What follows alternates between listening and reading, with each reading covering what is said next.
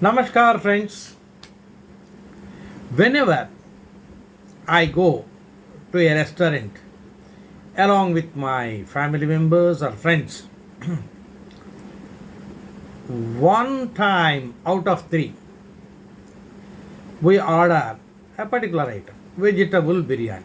And I find that most people are doing that nowadays. Muslims, as you know, on the days of their festivals like Eid, they prepare vegetable biryani in huge quantities, call all of their friends and relatives, and serve to all of them.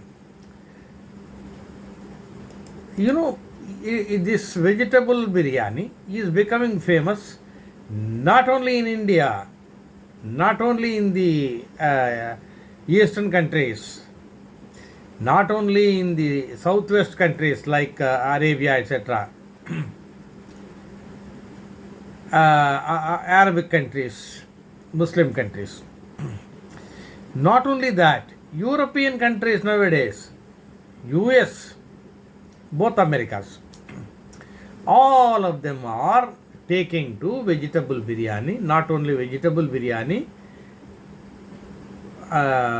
Muslims etc. actually prefer mutton biryani, chicken biryani, and so on.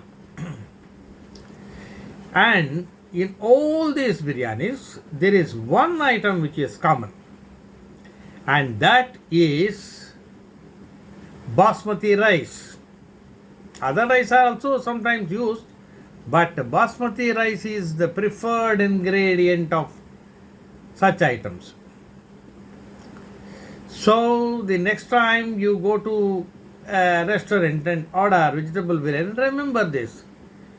There is basmati rice behind all these things. You already know probably. And behind basmati rice are big companies like Krbl. Other companies are also there. But today we are going to look at a company called Krbl, which is famous for its brands of basmati rice, India Gate, Noor Jahan, and so many other brands like that. As the country's culture is, so is the brand name. That is how KRBL is structuring its brands. Now, who is the chairman and managing director of the company? Anil Kumar Mittal. There are two joint managing directors, Anup Kumar Gupta and Arun Kumar Gupta. It has a tradition of 120 years. It is the largest integrated rice miller of India. One of the major producers of rice products, both basmati and non-basmati. In non-basmati, nowadays, this brown rice is very famous. People are more conscious of their health. Therefore, they are using such healthy varieties also. So, other byproducts like bran oil, furfural, rice bran and de-oiled cakes. All these are manufactured by Krbl. India Gate is its foremost brand.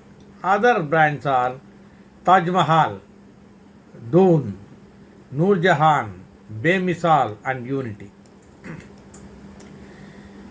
It has leadership position and big market share in several geographies across the globe.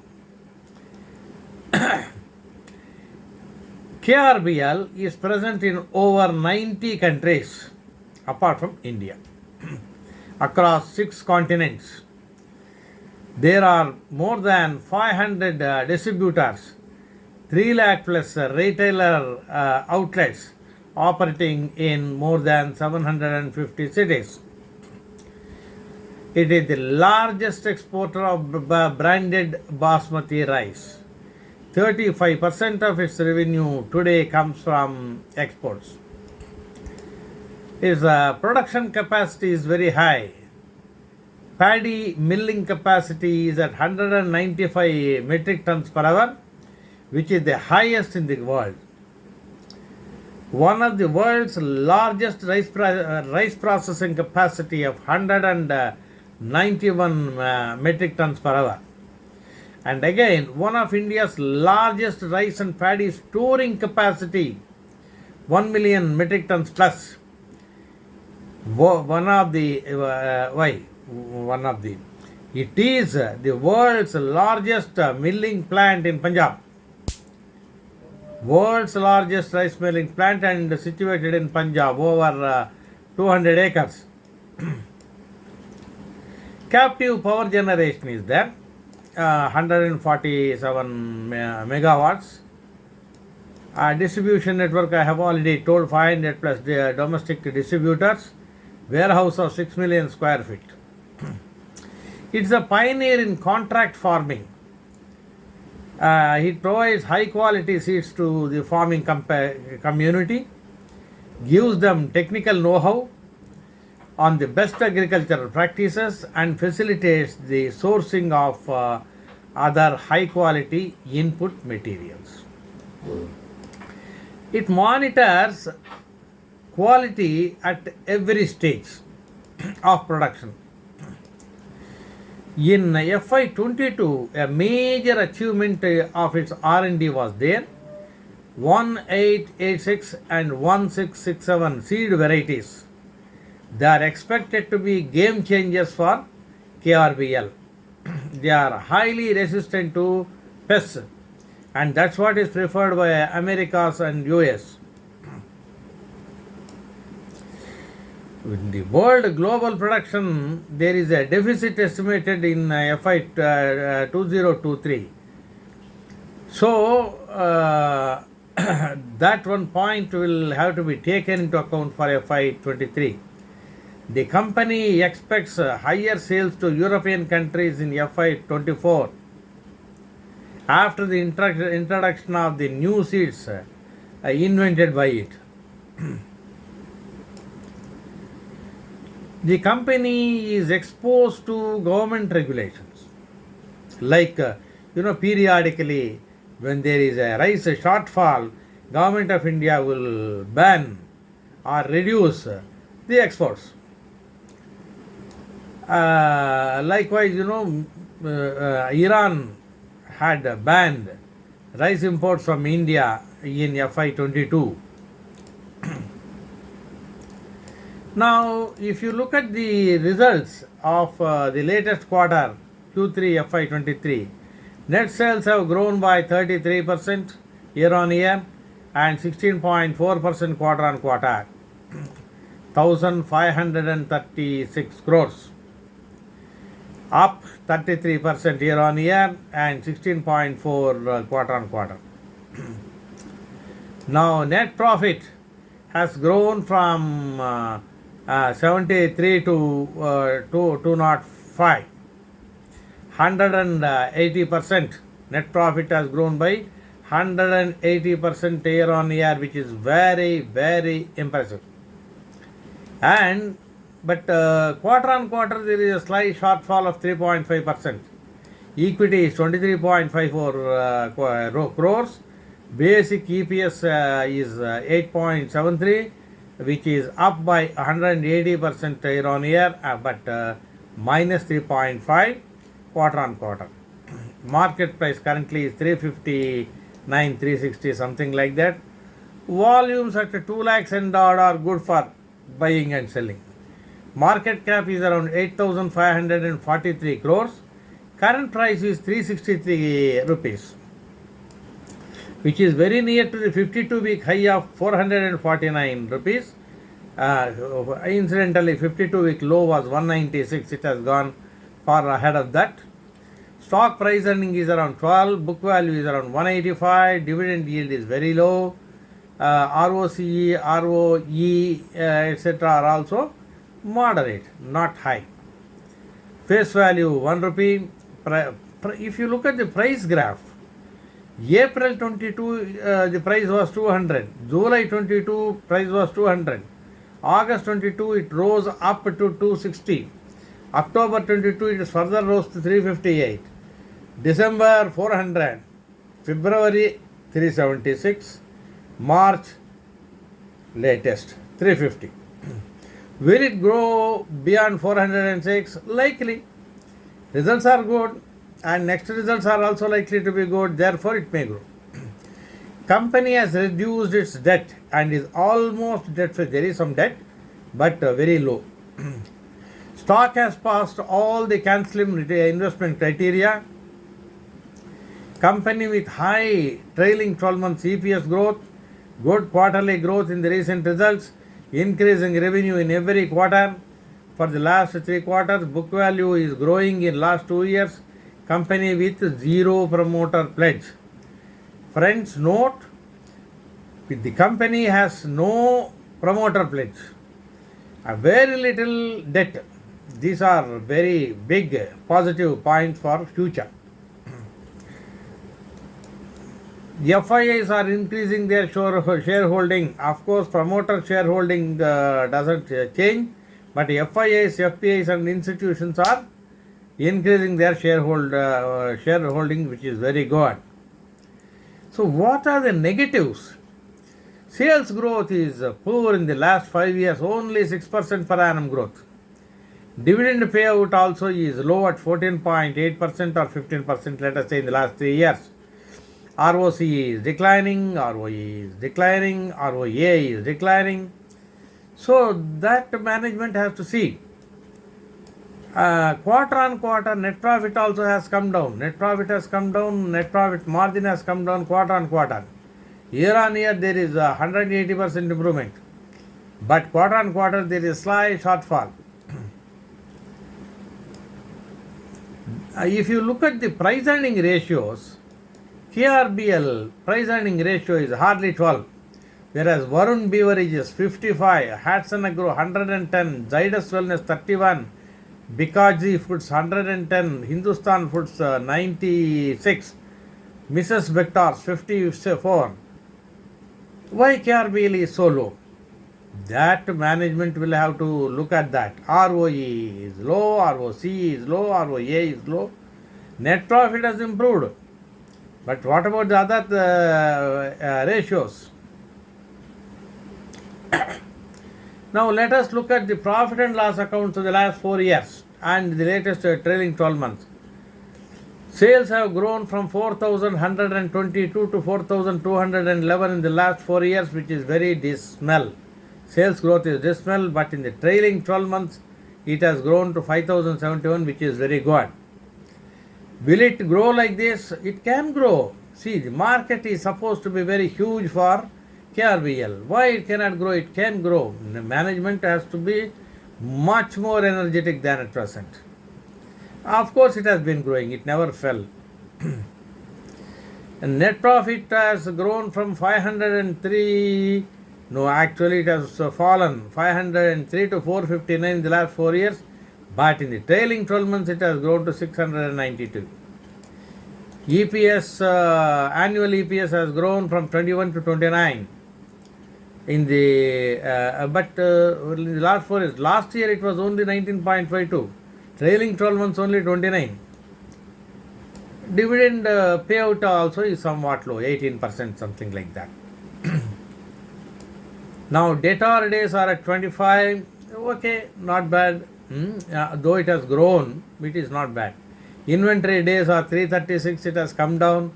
Days payable has come down from 29 to 22 in the last year. Cash conversion cycle 382 to 339, these are good. ROC at 15%, it is just marginal. ROC has to grow. Shareholding, promoters hold 59.98%. FIIs are increasing. Let's say last quarter to current quarter 4.05 to 4.94. That's good. They have released a PowerPoint presentation for February 23. That is for the Q4 actually, Q3 actually. It is number one India's largest exporter of brand. This is all told by the company itself, and most of these are true only. India's largest exporter of branded basmati rice with footprint in over 90 countries, 700 plus dealers and distributors, largest contract farming network coverage for rice. India Gate is recognized as world's number one brand basmati rice.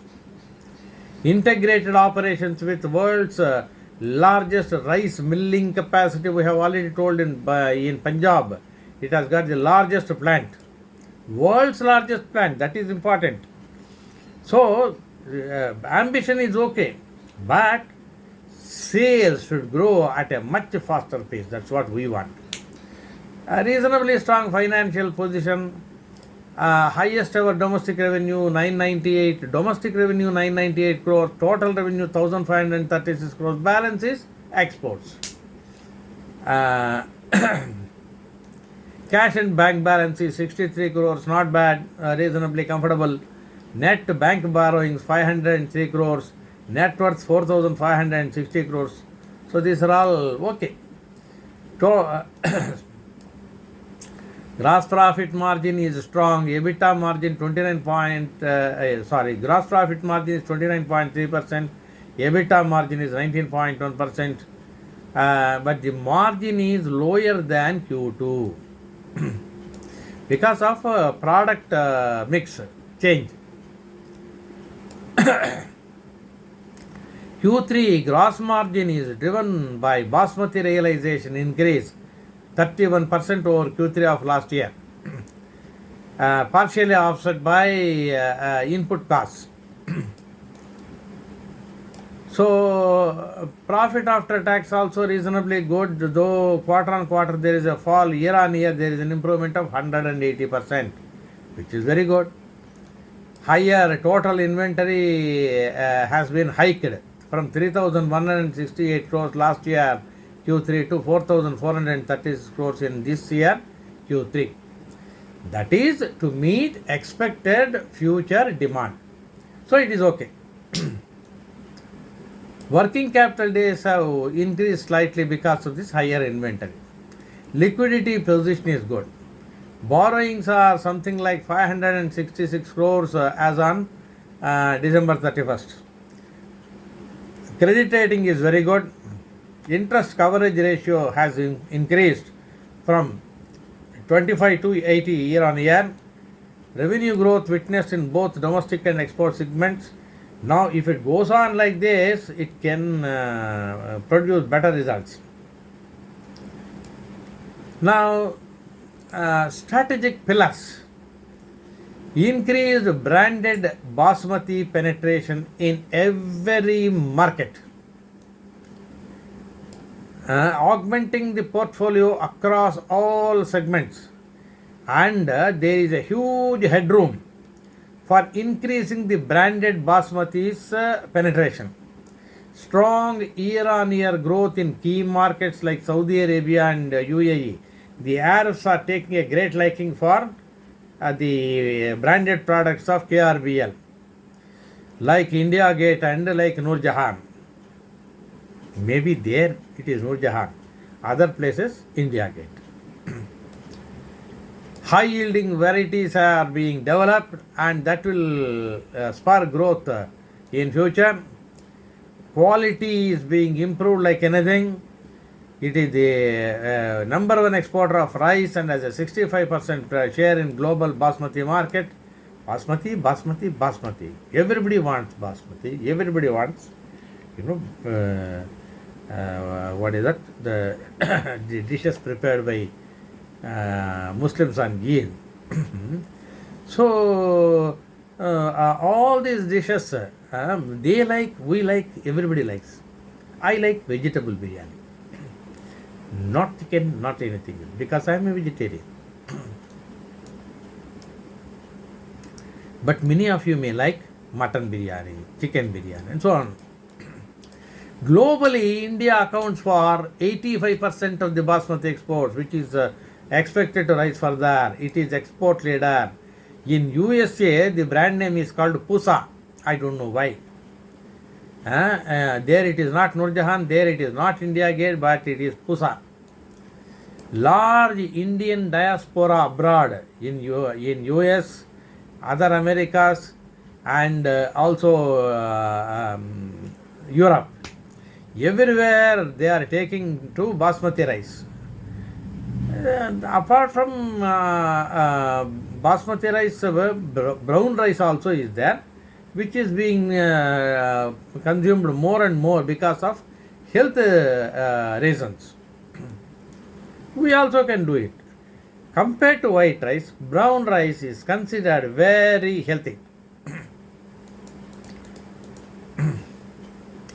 Supported by consistent supply, 52% of total rice consumption is now Basmati rice in some countries. Demand from Middle East is growing like anything. Basmati rice and brown rice both. UK accounts majorly for input of brown rice, shifting to healthier alternatives. So, India Gate is number 1, in Nur Jahan is number 2. Europe also is a big growing market, which means KRBL has got a lot of market to build. In Americas also. So, rest of the world similar. Australasia, that is Australia, Asia. KRBL is the leading supplier of Basmati rice. India Gate. Nur Jahan is number 1 in South Africa. In Africa, Nur Jahan. So their brand name they are giving according to the country. Now if you look at the price is very near to the 52-week high. Compared to Nifty 50, it is a slight outperformer, slight. In Piotrowski score 8 indicates strong financials. Market cap is reasonably high. Profit growth is above the industry median. Revenue growth below industry median. Operating profit margin is market runner-up. Promoters holding remains unchanged at 59.98%. FIAs have grown. Number of FII and FPI investors also has grown from 96 to 140 in the latest Q3 quarter. That is very good. Will it be a multi-bagger? I don't think so. It may be a good compounder, but not a multi-bagger. You see, in the last 3 months, the price has come down. But in the last 1 year, previous year, 78% growth was there. In last 3 years, 85% growth was there, but never more than 100%. So that is the story of KRBL. Future can be bright. Management seems to be very good, and market seems to be very vast. Therefore, future can be very bright. I will be back with you with another very good company. In the meantime, please, if you like the statistics I have given, if you like the position that I have given, please like the video and subscribe to the video, and tell your other friends also to subscribe to the video. I will be back with you with another wonderful company. Thank you.